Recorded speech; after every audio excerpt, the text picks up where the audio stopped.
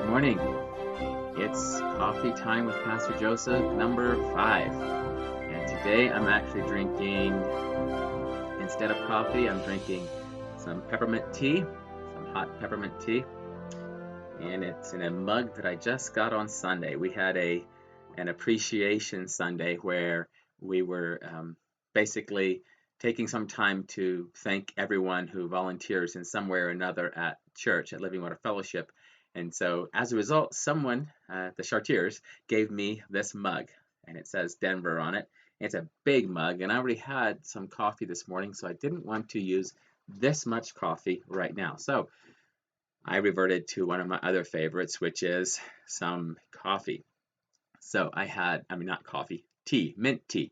And if you grew up in the Amish the way I did, then every Sunday you would have had hot mint tea. And so for me, it's just been it was a childhood favorite, and I still like it. So I'm drinking tea today.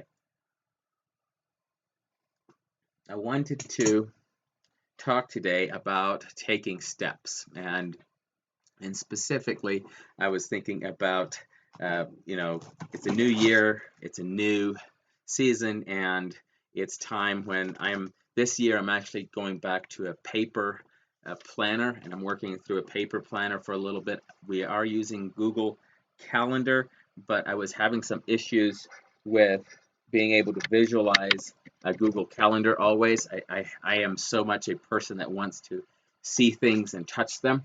And so when I'm looking at a calendar online or on my phone, I sometimes have a lot of issues with it. And so I was really wanting this time to go ahead and I used to, for years, I used an actual planner like this, a day planner that looked like this. And so I decided to go back to a paper day planner and putting some things on paper.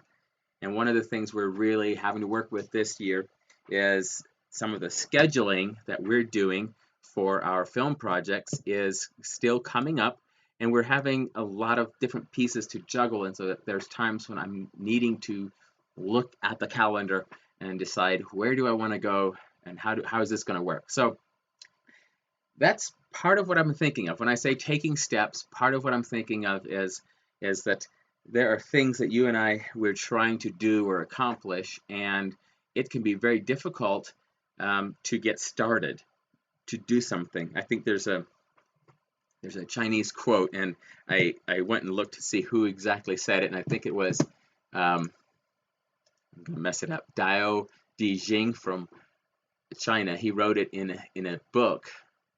Oh, actually, Dao Dijing is a book, not a person, and it was ascribed to Laozi. So I'm looking at Wikipedia. You can look this up too. Here's the quote: "A journey of 1,000 miles begins with a single step."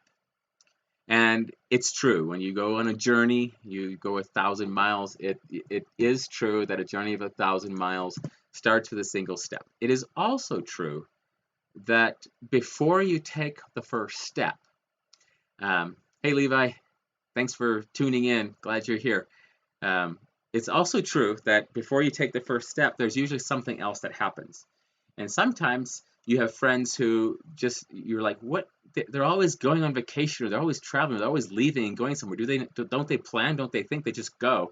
And then you have other friends, at least I do, who will be like, well, 6 months from now, we're going to be taking a trip. So we're working really hard to plan it. And so you have the two. Some people can just travel at the drop of a hat, and others have to have lots of planning. Oh, look, I have a visitor. I just back on this trip. Okay, so this is Hudson Taylor. Can you say hi? Hi there. Say hi to the camera up there. Yeah. It's good to see you, bud. Here, maybe Mommy can help you with this shirt because you're having a problem with it. So, it's cool that I can have my sons right here and everything. So now let me see, where was I? Oh, I was talking about taking trips. And, Stacy and I actually this year we've looked at what travel plans we would like to do this year, because we have several trips that we would like to plan, and we have some projects we would like to do. And while those trips will start, the journeys will start officially when I go 1,000 miles, when we actually leave the house and start going somewhere. That will start officially. and that will be the first step. And so that will be the, excuse me just a second.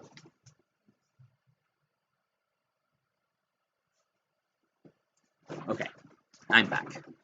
So, but before you take your first step out of the house to go on 1,000 miles, you will have to do some other planning. You'll have to get a map and choose where you're going, and if you're flying, you have to get a ticket and things like that. So I was thinking about that. A lot of times the journey of 1,000 miles doesn't just start with the first step. It starts long before then. In fact, it often starts with something catching our eye, and we're looking out and we're thinking, I would really like to go do this or go do that. And so as a result, it's more than just, you guys, here's another one right here. Trying to find the camera. It's right there. So, okay. Why don't you guys keep playing upstairs, all right? So I have lots of visitors today. So, first we have an idea. First we have a thought. I want to go do this. I want to go do something. I want to see something. I want to see someone. I want to visit with someone. And so we have these thoughts. We have these plans, these ideas that come up with.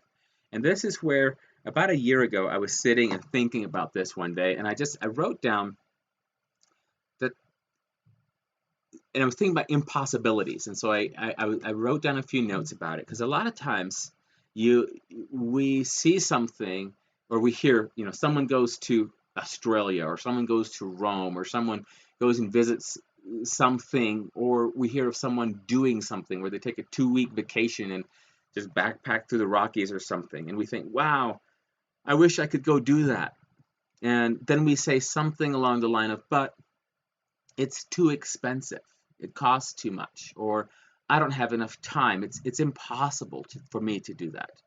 And so the idea that something is impossible, the first step to doing the impossible happens when we stop saying that it's impossible and we start saying, what would it actually take to do that? And so when we ask the question, what would it take to do something, then we're moving from just assuming it's impossible and I'll never get to do it, to an actual possibility. Because when you first, I remember one of the first things that I wrote down, and it was, I was in my early 20s and I had somehow managed to get some debt, and I was thinking, I can't ever catch up, it's impossible, I can't do this. And one day, after enough encouragement from different sources, I decided to just write down and say, well, how much debt do I really have? And so I wrote down 2 columns. I wrote down the monthly payment that every debt was asking of me, and I wrote down the total number. And for some reason, when it was just up in my head and it was like a cloud up there, and it always felt so big and so impossible. And I thought, how can I ever do that? But when I downloaded it and brought it on paper in front of me, I looked at it and said, that's not that bad. And it was the beginning of the journey for me. It was the first step. And so sometimes we have to write something down and it becomes the first step of the journey of 1,000 miles. I was debt-free a couple years later, and after 8 years of marriage, we're still debt-free. And so that is one of the blessings, actually, that makes it possible for us to do the film projects we do and to do the ministry that we do, is because we're debt-free. But part of it was saying, how do I pay this off, and knowing what all I needed to pay off. And so write it down. That is often actually the first step. Instead of thinking that your first step is to go out and do something, a lot of times your first step is to start right where you are with a piece of paper. And so first steps, I actually had this, my mom has, since the time she was a little girl, wanted to be an author. She wants to write books. And a couple of years ago, she actually wrote her first book, which she wrote this book, My Amish Story, Breaking Generations of Silence. And I walked with her through the process of writing this. I remember different times. One time we just sat down and said, well, we don't know how much to write, so let's make a list. And so we made a list that looked pretty much like this title page, wherever it is here. where it listed all the chapters. Actually, there's not one in this book. This is one of the preprint copies. So it had just every chapter, and we put a heading on the chapter and said we want to write a chapter about this. We want to write a chapter about that. And so once we had written down all the chapters, then she started writing, and we'd plug it in, and then there was something to edit. But first we had to write. And so she just started writing, and she published her first book, and that was an exciting first step. So she's been telling me that she has some other books she would like to write. And so I was helping her with one over Thanksgiving. We were looking at it and proofreading pieces of it. And so I knew, and then she has some children's books she wants to write. So I was thinking she has a lot of these. It would really help for me. To me, it's just like this huge cloud of books that my mom wants to write. I should get them on paper and see exactly, how many there are and see what we can do about it. So I wanted to help her with a few of them this year. So I texted her and said, can you send me just a list of the books that you want to write? And she did. And it was a lot of books. So if you see here, there was a few more on the next page. So she sent me this whole list of books that she wants to write. And so I had asked, I said, can we, maybe put above the line the books that we actually need to work on, like right now in the spring. So she has 3 books up here above this line, and then I think it's a total of 42 other books that she has an idea for. And so the first journey for her to become an author, the first step, she wrote a book and finished one book.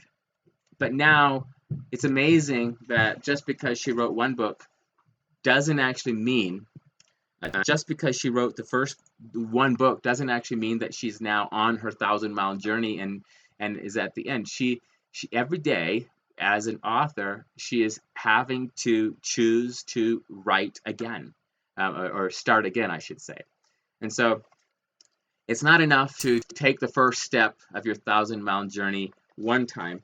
You have to keep taking it other times as well. So that's one of the thoughts that I have with a 1,000-mile journey. And then I have a few other thoughts that I had that I wanted to share with you. And one of them comes from it looks like we're having some trouble with the live stream up on the restreaming platform there. Let's see how that's going up. It looks like it came back. But let me just recap that. I don't know if that if you caught the last little bit or not. So I was saying that the journey of 1,000 miles that my mom was on, it doesn't, just because she took the first step and wrote a book, doesn't actually finish the journey for her. She still has a lot of other steps. And if she, in her whole list that she sent me of all the books she wants to write, every one of these is actually like a journey of 1,000 miles, and she has to take the first step. So she's already worked on a bunch of these where she's just gone and written out a bunch of thoughts, or like a rough cut draft of the story. And so when it's time to work on them, we'll be able to go in and start saying, okay, well, let's refine this, let's edit it, and then let's put on, let's get some illustrations for it. And so it's possible that in your life you're not going to be stuck. How shall I say this? You won't be successful just because you took one first step and are off on one journey, but you will have a lot of journeys that you're going to be needing to go on. You'll have a lot of things that you'll be wanting to do. So I wanted to, there was one other thing I wanted to talk about, taking first steps. I have, I think, available here a Bible verse that captures what I was thinking. Here we go. And so on this Bible verse, it's from Luke chapter 14. For which of you intending to build a tower does not sit down first and count the cost, whether he has enough to finish it? Lest after he has laid the foundation and is not able to finish, all who see it begin to mock him. Let's see if I can go to the second one. There we go. Saying, this man began to build and was not able to finish. Or what king, going to make war against another king, does not sit down first and consider whether he is able with 10,000 to meet him who comes against him with 20,000?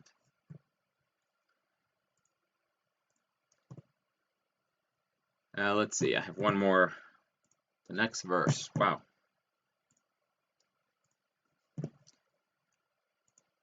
Or else, while the other is still a great way off, he sends a delegation and asks conditions of peace.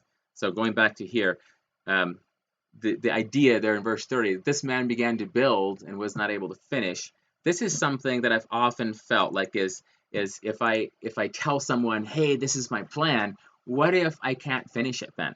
And then how will I feel then? And so even this year, as we were discussing starting another film project, and we're actually calling people and talking with people and scheduling things and trying to set it up, one of the dangers, the fears that I always have is, okay, so we're talking really big as if we're going to finish it, and yet, what if we can't?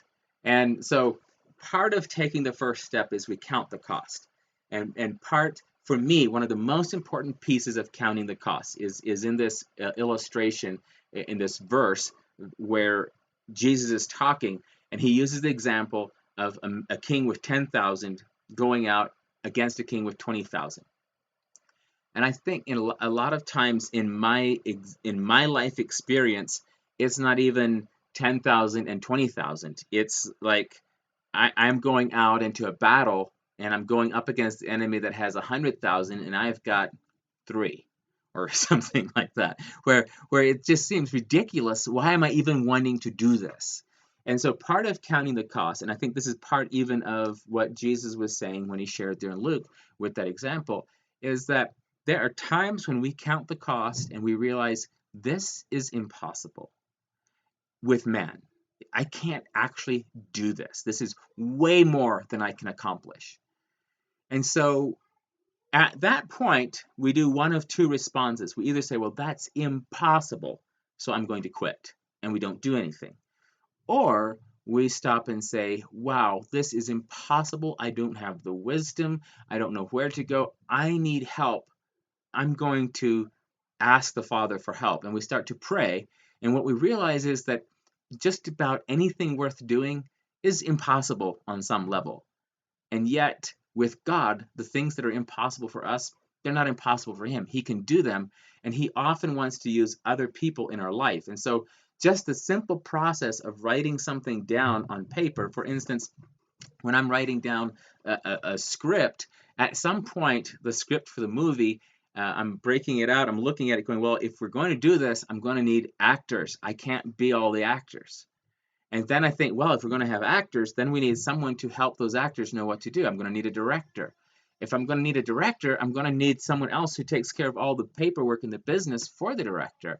And then if I'm going to have that in place, I need producers and ADs, and I need someone to run the camera. And just the process of putting it on paper helps me understand and realize I can't do this alone. I actually need a team of people working with me. And so that's, even for my mom, when she sent me her list of books, part of what she's doing is I am part of her team, and I'm helping make the impossible possible. And it's not because any one of us actually has what we need. And this is a thought that I wanted to talk more about with the taking steps. See, I talk about goal setting sometimes, and I specifically talk with, I enjoy talking with young people about setting goals. And so there's something that we sometimes do that sets us up for failure. And so I want you to think about maybe your biggest goal that you've ever had. What is the biggest, most exciting goal that you've ever had in place? And if you want to be really brave, you can put your goal right down there in the comments. You can write, what is your biggest goal that you've had? And we can have a comment conversation. But the thought on what is your biggest goal, the reason I'm asking it is because if it's impossible with man, then we need God to help us. We need other people to help us.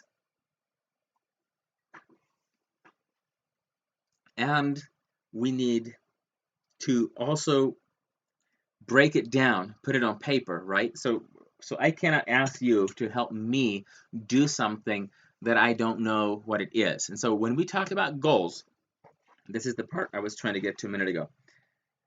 And I about 10 years ago now, I put together the Intentional Project, and it's a booklet where it's 8 intentional conversations and projects that you can do with someone else. There's two people. You need to have two people. It doesn't work great for groups because of the amount of talking it is, but it's great for two people to meet together on purpose. 8 conversations about once a week is the good meeting time. And you're trying to put down your goals and your purpose and your direction and chart your course and choose where am I going directionally. And so one of the things I wrote in here, I said when I first did this project, I was single and I wanted to get married. And so I wrote down marriage as one of my goals. But then I realized that other people could thwart that goal. No matter how hard I tried, it was always possible for the girl to say no, and thus keep me from realizing my goal of marriage. And so after carefully thinking this through, I restated my goal thus: I will prepare for and pursue marriage. That way God could always work in me to prepare me for marriage, and even if one girl said no, there were other girls. And I could still fulfill my goal of pursuing marriage. Eventually, my wife Stacy, she's the beautiful girl that not only allowed me to achieve my goal of pursuing marriage, but also fulfilled my desire to be married.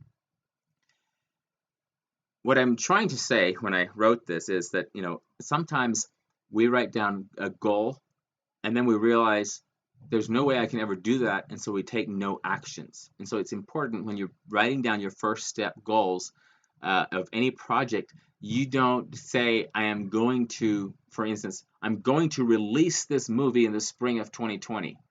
I have no guarantee when I'm going to release a movie.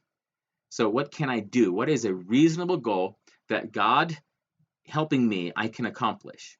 Well, I can research the story. That's a reasonable goal. There's enough resources out there. I can research the story.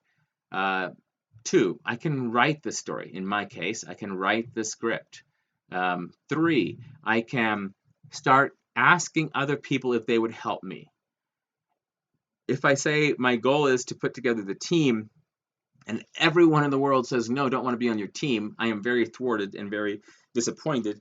But if I put my goal, I'm going to get ready so that I have a place for team members to come in, and I start looking for team members, I've brought it back down to a size that I can accomplish. So it's important for us as we look at goals to say, what is it that me, with God's help, what could I do to start moving this project forward?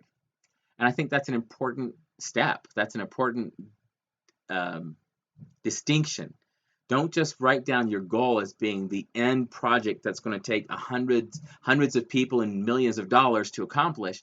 Write down that's your dream. It's kind of up here in the cloud. You can write it down and say, I would love to do this.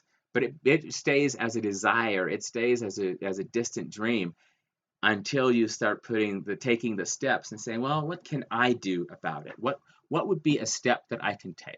For instance, you might have a story in your life. You think, man, someone should make a movie about me, or someone should write a book about me. Well, chances are that if it's a good enough story, you are able yourself to write it out. And in this day and age, you can take your phone and just talk to text and make a big note and say, here's the life that has happened to me.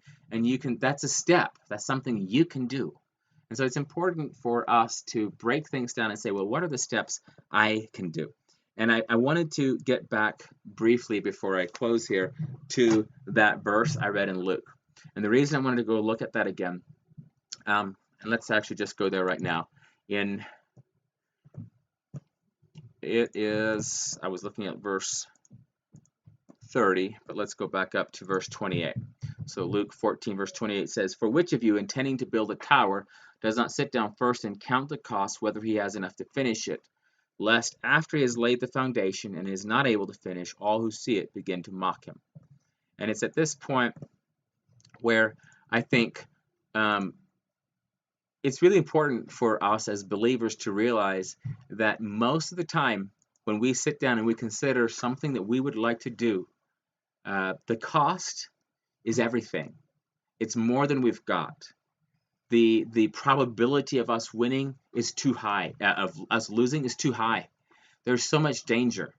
And so it's not that we shouldn't try anything, but if we're honest and we look at the cost, we say, wow, that is so much. I can't do that. However, with God's help, I can. And so we start saying, Lord, what do you want to do? And then we find all throughout Scripture the concept of people working together for a common goal to serve the Lord, and that God works on behalf of his people. And so for me, it is so helpful at the beginning of a project to say, wow, this project is way bigger than I am, and there is nothing I can do to actually make it happen. By myself. I'm going to need God's help all the way through. And so I'm praying from the beginning, Lord, please give me wisdom. Please give me understanding. Protect me from starting it in the wrong way. Lord, people will have plenty of opportunity to laugh at me, but that's part of the cost. But I'm going to keep going in faith, knowing that with God's help, and if this is from him, then other people who love God are going to join me in it, and we will be able to finish this. And so that is the way I look at that is yes, I am counting the cost. But part of the cost is that I might have to look a little foolish. I might have to go out on a limb. I might have to go and try to accomplish something that is too big for me, and that's okay. That's fine.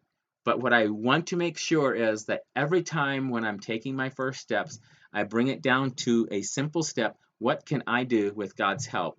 And then the second step is to simply say, it is too big for me. I cannot do this alone. So it's impossible. Therefore, I'm going to pray and ask the God of the impossible to walk with me through it.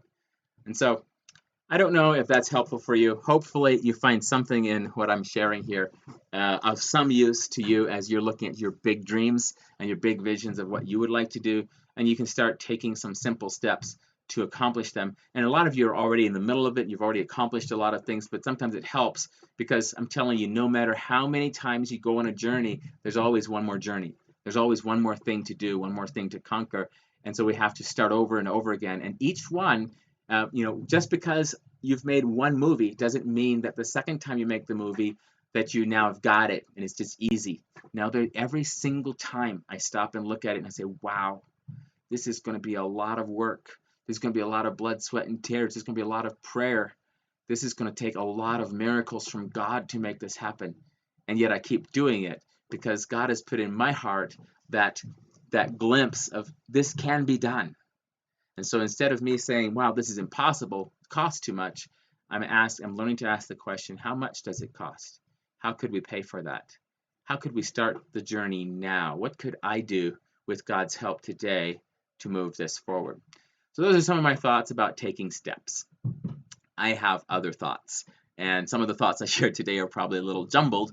So if you have questions, leave some comments. I would love to have a comment conversation. So I will see you all next week when I come back, and I will see what we get to talk about then. But it's going to be something about either pastoral ministry with the church, maybe church history, something about filmmaking, something about making. Maybe I get to actually next week, by the way, is my 40th birthday. So maybe next week I'll talk something about what I think about what's going on here at this kind of midway point in my life where I'm looking back at what God has done and I'm looking forward to what God will do. Until then, thank you for tuning in. I'll see you next time.